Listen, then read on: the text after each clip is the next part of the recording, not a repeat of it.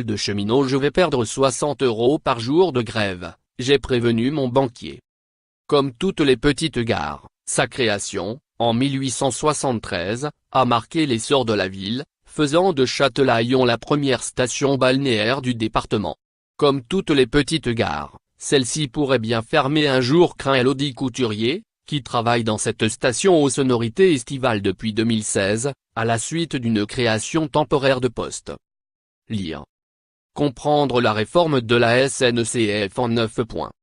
Après 4 ans de travail de saison, c'est en temps partiel à 61% qu'Elodie Couturier est titularisée comme vendeuse, en 2003. Une pratique courante à la SNCF, qui peut durer 3 ans maximum, détaille la cheminote, qui gagnait à l'époque 600 € net par mois, prime comprise. À 38 ans aujourd'hui, elle se souvient de cette époque où la vente par téléphone s'ajoutait à son travail de vente en gare.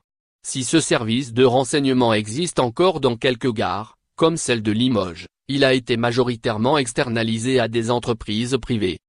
Ces employés du privé n'ont pas bénéficié de notre formation spécifique, qui nous permet d'être capables de répondre aux questions, légitimes, des usagers sur l'opacité de nos tarifs, regrette la vendeuse, qui souligne que la réforme de la SNCF, prévoyant une ouverture à la concurrence, est déjà en cours dans de nombreux services.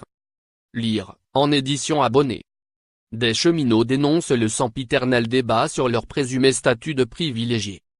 Après quelques années à Rochefort, la vendeuse est allée de l'autre côté de la ligne à La Roelle, où elle travaillait en renfort militaire, c'est-à-dire en horaire de soirée, 3 dimanches sur 4.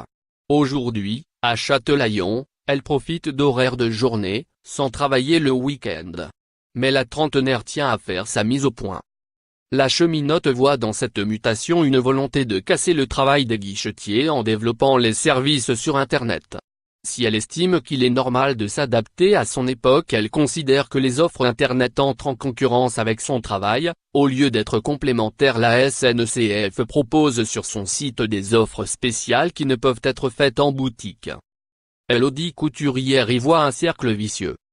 La jeune femme déplore que le contact humain soit ainsi mis à mal. Nous sommes souvent les premiers interlocuteurs des usagers et l'on n'est pas à la noce, résume-t-elle, seule vendeuse de la gare. Mardi 3 avril, pour protester contre la réforme, elle n'a pas ouvert sa petite annexe d'office de tourisme et elle compte faire grève tous les jours qui suivront. Depuis septembre 2017, la vendeuse, dont la paye mensuelle s'élève à 600 € net, perçoit 8 € de plus par mois, en vertu de la mesure bas salaire voulue par Guillaume Pepy, le président directeur général de l'entreprise. À chaque jour de grève, elle perdra 60 €. J'ai prévenu mon banquier, il m'a dit de l'appeler en cas de problème.